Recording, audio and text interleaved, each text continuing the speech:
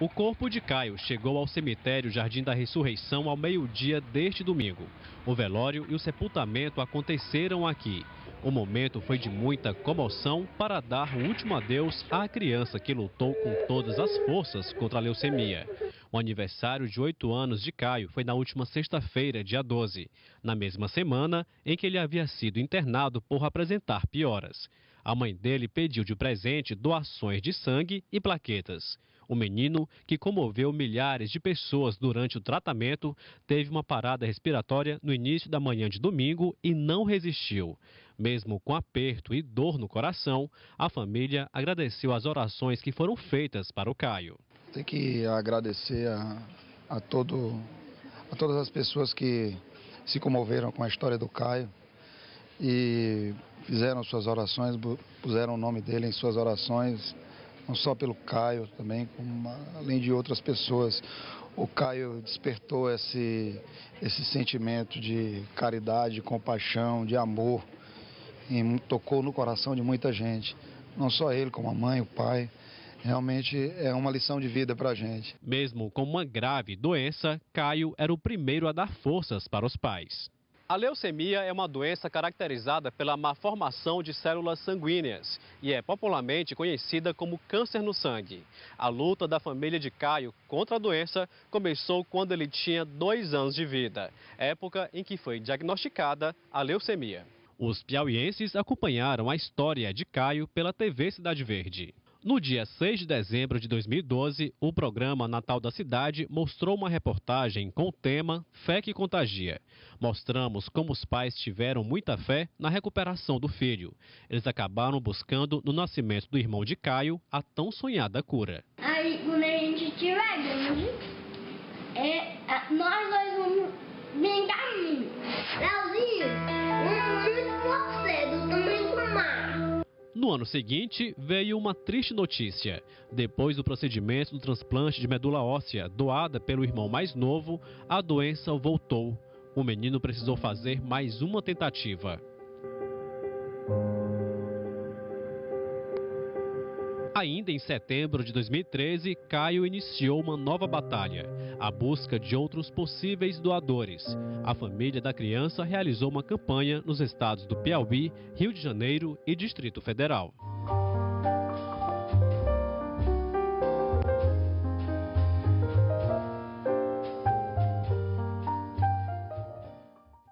Três meses depois, o sofrimento de Caio parecia ter chegado ao fim, pois foi encontrado um doador totalmente compatível. No mês seguinte, em janeiro, com um novo transplante de medula óssea realizado, Caio reagiu bem ao procedimento. Ele voltou para casa com muitos planos para o futuro. Ele vai ficar sendo acompanhado em casa, né? Porque precisa, né, filho? E tá doido pra escola. Fala pra tia. Quer ir pra escola? Quero. Mas, infelizmente, a leucemia não quis dar trégua. Caio deixa saudades e a lição de nunca desanimarmos em situações extremas de dificuldades. A criança, que enfrentou de frente a doença, fez tratamentos em vários estados brasileiros e foi usado como experimento pelos maiores especialistas do mundo, nos Estados Unidos e na Europa. Altos investimentos que necessitaram de doações.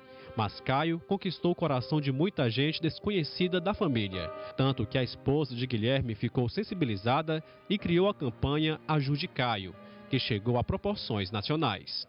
Um dia de manhã normal, ela viu a mensagem, se sensibilizou e procurou como poderia doar. Conversando, a gente disse: Mariana, não adianta uma doação isolada. Acho que se fizer uma mobilização a gente consegue não só captar recursos, como incentivar doações de sangue, medula, o que é que seja.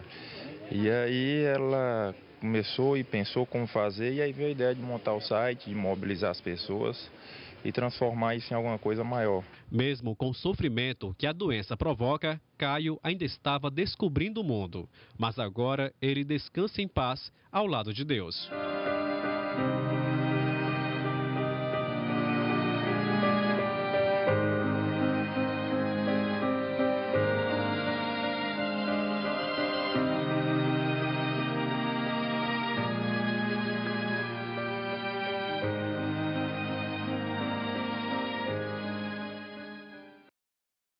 Nos dias de hoje, o ser humano vive em média 70 anos.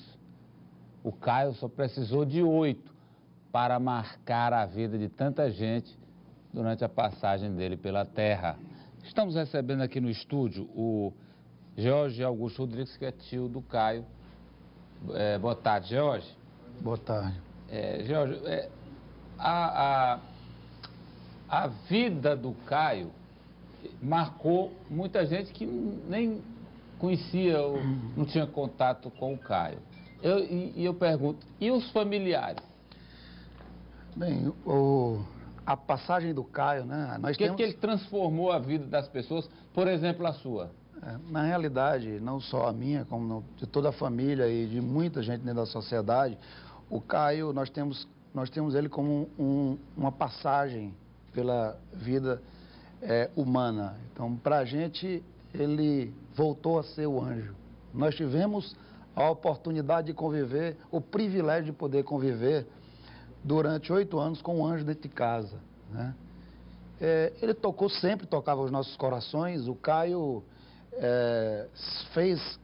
A nossa família, apesar de já ser muito unida, ele fez com que a família se unisse cada vez mais e ele teve sua missão. Ele veio para cumprir sua missão. O Caio, ele contagiava as pessoas com apenas um toque, apenas um abraço. O Caio, ele contagiava as pessoas apenas pela sua história, contada nos meios. E a gente nunca tem imagem dele triste. Não, o Caio, ele escondia a dor, né? Nós chegamos a sofrer mais do que ele não demonstrava o sofrimento. Chegava a consolar a família, né? O Caio sempre fez isso, sempre consolou a família. O Caio sempre foi alegre, sempre foi divertido, ele escondia a dor. O Caio, ele não demonstrava nunca que estava sentindo dores. Dor e tristeza? E tristeza ele nunca sentiu. Nunca sentiu? Nunca. O Caio sempre foi um menino muito alegre. A tristeza dele é porque a maior tristeza dele era ver alguém triste da família. Ele viu alguém que estava chorando, que estava... Se ele soubesse que tinha alguém, que a mãe estava sentida, que o pai estava sentido, que estava sofrendo por aquilo ali, ele ficava triste. Então ele sempre tinha uma palavra de carinho. A gente viu ali, ele queria estudar, queria ir para a escola, estar com os amiguinhos, tudo. Mas qual era assim, o sonho que que ele mais manifestava? Não, o Caio queria ir para a escola, o Caio queria... Para você ter uma ideia, a doença dele era o catéter, né? Quando ele veio do primeiro transplante, que veio sem o catéter, ele se julgava curado, né? Então, agora eu já posso ir tomar um banho de praia, tomar banho de piscina com os primos. Era uma criança também, né? Queria fazer todas essas coisas. Ele adorava os primos, né? Para ele, o melhor tratamento que nós consideramos até hoje foi a primoterapia, né? Que era o tratamento com os primos. Ele teve em tratamento nos melhores hospitais do Brasil, ele teve experiência na Europa, nos Estados Unidos, e por onde ele passou, ele contagiou as pessoas. Vocês esperavam tanta mobilização em torno dele durante esses 6 anos que ele lutou contra a doença? No início nós não acreditávamos que isso era possível, mas as coisas foram fluindo de uma forma onde as pessoas se sensibilizavam. Ele tocou o coração de muita gente, né? Ele viveu situações, tanto ele como o pai e a mãe, né, que abdicaram de toda a sua vida profissional em função do Caio, inclusive até na criação se manter em alguns momentos ausente na criação do irmão mais novo, Leozinho, para cuidar dele. E a gente via que era uma luta que realmente dolorosa para a família, mas ao mesmo tempo o que a gente via, as pessoas, mensagens que as pessoas passavam para a gente, era que encontravam forças nos textos escritos pela mãe dele, nas atitudes da mãe dele, na atitude do pai dele, Caio, né? Porque muitas pessoas reclamam por tão poucos problemas pequenos, né? Perto do problema do Caio. Aliás, e o Caio, que o sofrimento dele acabou tendo essa super exposição nas redes sociais, acabou mostrando que essas redes sociais têm uma função solidária espetacular, né? Quando é bem utilizada, né? Quando ela é utilizada... Como pode ser bem utilizada, quando ela é utilizada para o bem, esse instrumento fantástico que é a internet, e né? veja que depois da campanha dele houveram várias campanhas, né? E muita gente ajudou, isso despertou a solidariedade das pessoas, a compaixão das pessoas. A minha irmã também, ela tem feito muito trabalho nesse sentido de ajudar, acompanhar as pessoas com problemas semelhantes. Ela adquiriu um conhecimento muito grande, né, durante esses 6 anos de tratamento do Caio. Então, ela tem uma experiência para passar uma palavra de força. Nós temos amigos que tiveram... Eu tenho um amigo que teve um problema de saúde e não conhecia, a gente não se conhecia, ele conheceu ela lá e certa vez com ele disse, um momento que tinha conversado com a Lara, uma palavra dela foi que deu motivações para ele superar a doença dela. E ele realmente é uma pessoa muito bem sucedida aqui na cidade e ajudou muito a Lara com... que às vezes a gente não tem nem noção de como isso impacta bons exemplos ou atitudes de coragem, de força do Caio, dos familiares, acaba inspirando outras pessoas. Eu me permito até fazer um registro, porque foi uma coisa que me sensibilizou, foi o Galego. Daqui a pouco o Galego está aqui ao vivo com a gente. O Galego encontrou um cadeirante no supermercado, e aí o cadeirante disse para ele, Galego, olha, depois que ele se acidentou, assim como eu, um acidente de trânsito, e ficou paralítico. E aí esse cadeirante disse para ele, olha, Galego, eu vivia pensando em tirar minha vida. Mas quando eu vejo o Amadeu todo dia na televisão, hoje eu esqueci isso, eu arquivei essa ideia. Então, quer dizer, às vezes a gente não precisa nem fazer nada para provocar uma reação positiva. Estou dando esse exemplo para que se projete quanto essa ação do Caio, da mãe dele, do pai, de vocês, das outras pessoas, inspira e traz coisas boas para tanta gente, não só aqui em Teresina, no Piauí, mas como no Brasil todo, que compartilharam essa epopeia do Caio. O Caio era uma criança, e como toda criança, muito inocente e sincera. Então ele sempre fez isso por uma espontaneidade. Ele sempre foi um garoto muito espontâneo.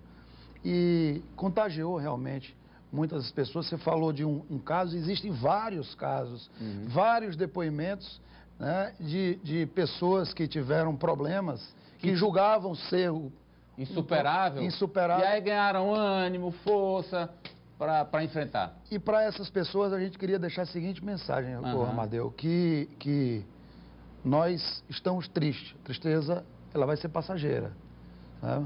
Mas o Caio não quer que a gente esteja triste. Então, pode ter certeza que ele quer continuar aquela alegria dele. Então, a mensagem que ele deixou é que nós temos que viver da forma que nós vivemos, com as coisas mais simples, encontrar os valores nas coisas mais simples, ser mais caridosos, ser mais humano. A minha mãe diz o seguinte, meu filho, é melhor a gente ir para a missa por amor do que pela dor, né? Ou então ir para a igreja, procurar uma religião, sempre acreditar na sua religião, sempre ter uma fé. A espiritualidade da minha irmã, hoje ela realmente, ela nos contagia, né?